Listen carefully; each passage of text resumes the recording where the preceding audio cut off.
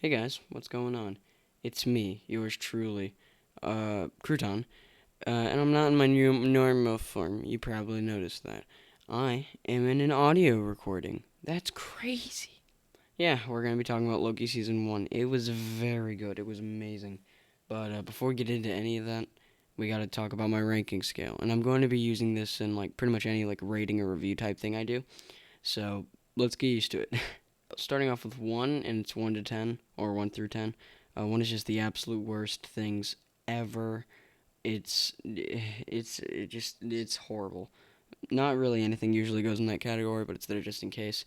2 is also really, really bad, but it kind of in a so bad it's good type of way. 3 is very bad, but there are some good qualities to it. 4 is pretty bad, but bad only slightly outweighs the good, so we're getting better here. And 5 is just incredibly average. It's not bad. I mean, it's not good either.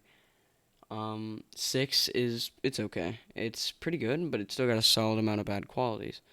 7 is really good. It's a little bad, but it's mostly good, which is you know good. 8 is very good, and only a small amount of it is bad.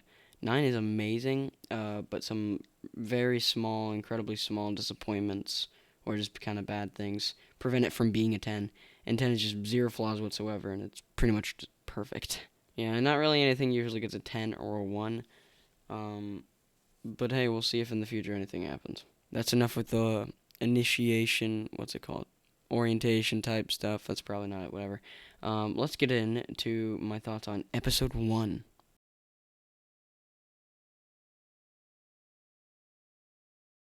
Can we just talk about how the TVA seems really biased?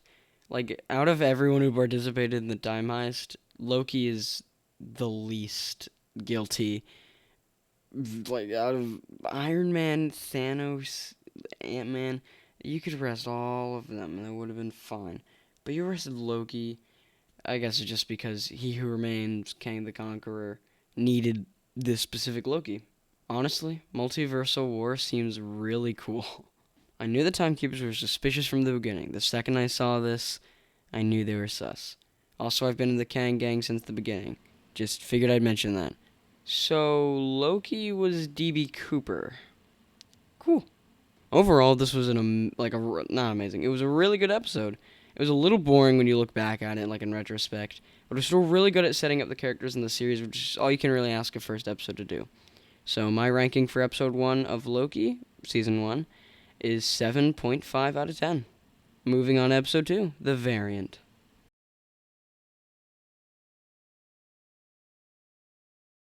Miss Minutes really confuses me. Is she alive? Is she not? I still can't tell after the finale. If season 2 doesn't give us Mobius on a jet ski, I will riot. Not gonna lie, Loki's jacket looks kinda sick. Sylvie's first real display of like her powers is an awesome scene. It really shows off her like just like supernatural type powers as opposed to her physical powers. Loki's speech is kind of true. They do underestimate Sylvie and Loki throughout the entire series, which is why they kept walking into traps where they lost all of their Minutemen. Like, you gotta sometimes listen to the guy. Loki seems like Mobius's child in these first few episodes, and I flipping love it. Finally, we have some weight to Ragnarok. Oh, I mean, actually, it had weight before, but it's not like a big kind of. It's not more. It's more emotional. Loki has the best explanation ever. This whole rocks cart sequence is really really cool. I really. It builds suspense for the variant's reveal in a great way, and I love Sylvie. Overall, this was a really good episode, and it's arguably one of the best. My ranking for episode 2 of Loki Season 1 is an 8.2 out of 10. Moving on to episode 3, Lamentus.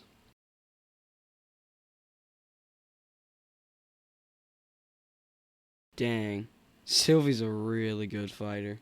I like how Loki and Sylvie are pretty much equal fighters, which shows that they are variants of the same person. Not gonna lie, I thought that Sylvie trying to enchant Loki was her randomly falling in love with him, but I thought that was stupid, and I was like, oh, she's just enchanting him, okay. That turns out I was right.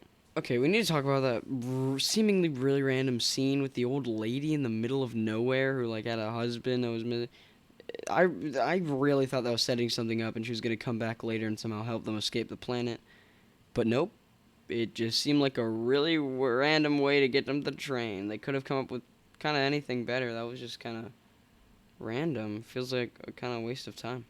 I really liked the amazing character development for these two while they're on the train. It's awesome. And Loki's by now. That's awesome. Well, we get MCU's first spoken Asgardian, and it's awesome. Cool train fight scene. That's it. I'm not saying anything else. Oh, so that's how enchantment works. Wait, the TVA are all variants? It's involved more and explained better in the next episode. It's really awesome how they use a long take, and it's actually 3 different takes. It's very clever. They're very good at hiding it. Overview, I didn't really like this episode. It felt really slow, and it had a lot of random plot points that just kind of went nowhere. And all it had going for it was Loki and Sylvie's relationship, revealing how enchantment works, and revealing that TVA agents are variants, which is more fleshed out in the next episode. Episode 3's overall rating is a 6.5 out of 10. Now moving on to Episode 4, The Nexus Event. I don't really understand why Loki and Sylvie's love created such a weird branch. But whatever, it's cool. I loved seeing Lady Sif again, and it was a nice reference to Norse mythology. It's cool that Mobius almost believes Loki, but ends up chalking it up to another Loki lie. Trademark.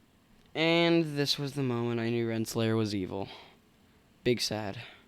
I love seeing B-15 connecting the dots and even coming to her senses.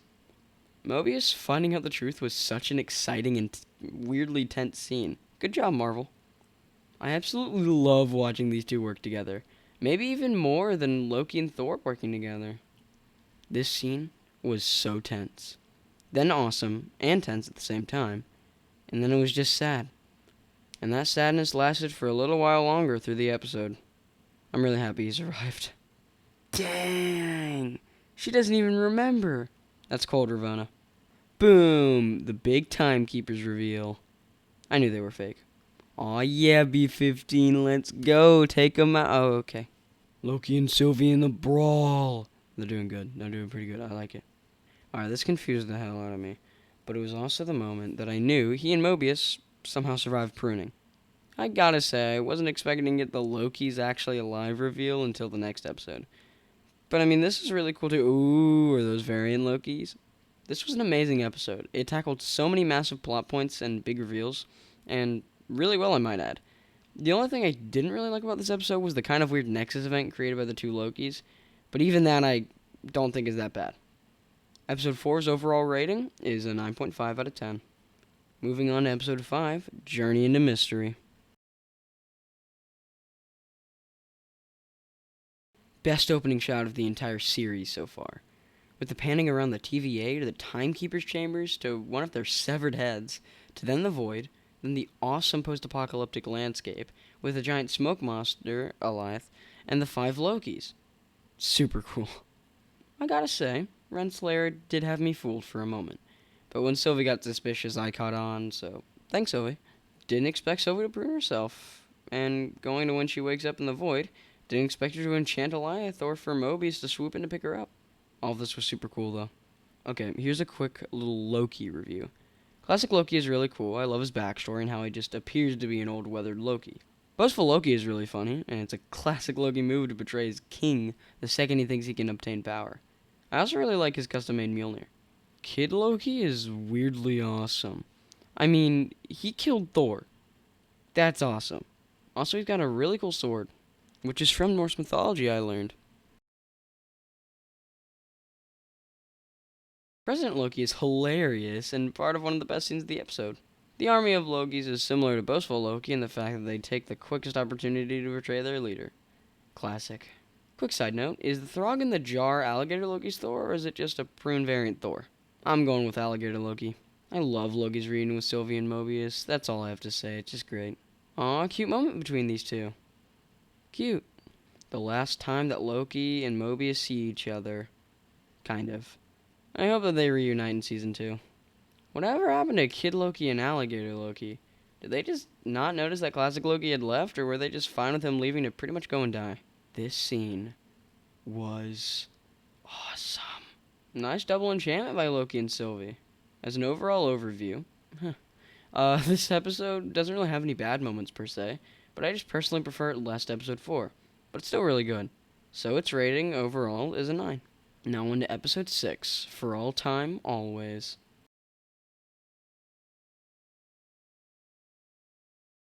That opening was sick.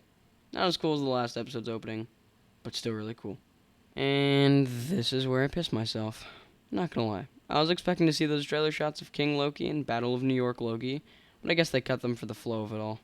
This is cool and all, but who's the fourth timekeeper whose statue is destroyed? Is this important for later? Didn't recognize him at first, but it clicked a few seconds later. Kang, or the He Who Remains, is awesome. So I guess that this crazy old man is the nicest version of Kang? I'm scared of the evil ones. Since I haven't said it yet, He Who Remains, Kang, is the best part of this episode. I love this confrontation between Mobius and Renslayer. She clearly never wanted this to happen and just wants the TVA to keep going. Though she's pretty evil about it. Dang, the YouTubers were right about Kang, Miss Minutes, and Renslayer's backstory? Why don't I listen to them more? Where are you going, Ravonna? A Season 2 arc. Boom. Either we get a multiverse with infinite evil Kangs, or we get a really boring Season 2. Please kill Kang. This is so heartbreaking. Loki just wants to calm her down and roll with her, but she refuses to trust him, even kissing him, just so she can get what she wants, which is exactly what she accuses Loki of doing moments prior. Boom. Kang's dead, and a multiverse is here. I'll see you this winter, Toby and Andrew. This is an incredible scene.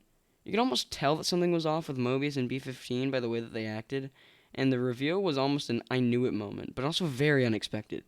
Very, very well done. Comic accurate Kang, and he's an evil dictator. This is really cool. As an overview, this was a great episode. It had a really nice flow that I think may have been ruined if they kept the King, Loki, and Battle of New York shots. And it's my second favorite overall, but only by a little bit. I just don't think anything could beat the amount of twists and turns and cool moments that episode 4 had. But this is still amazing. So its overall rating is a 9.4, which is just 0.1 point behind episode 4. This was an incredible series, and I think it's probably barely beating out The Falcon and the Winter Soldier as my favorite Disney Plus Marvel show so far. It had awesome moments. It was overall just way... Falcon and the Winter Soldier was great, but really all it affected was Sam and Bucky's stories, Sharon's story, and who was Captain America. This has affected the entire Marvel universe, or I guess universes, the entire MC universes. This is going to be really cool and really big. This is way bigger than Thanos already. So I don't even know, where can they go from here? Obviously they're going to have like a multiverses. What's going to be their... They've already done like their big thing that we thought was going to be at the end of of like their next saga. And they did it at the beginning. Where do we go from here? The series' overall rating is an 8.4 out of 10. Really, really good. That's a very good rating. I really like this series. It's very good. I'm probably will rewatch it sometime too, which I haven't rewatched any of the Disney Plus shows yet. But I'm probably gonna rewatch Loki just because it's short and it's just such a fun watch. It's so fun to watch. All right, well, that's my Loki season 1 review. Please, please, please, just have a great day. I don't know why I said that so like it was such a big deal. Why did I say that? Like, why did I say that like it was such a big deal? Seriously though, guys, have a great day. I hope you do well. I'm tired if you can't tell. All right, please subscribe if you can, and hit the notification bell to become a fully fledged member of our army and commit yourself to the Salad army, you Salad soldiers. And remember to like the video. It helps more than you may know, and it does help out against the Desert Empire. So thank you guys so much for watching, and I hope I see you in the next one. Take care, guys.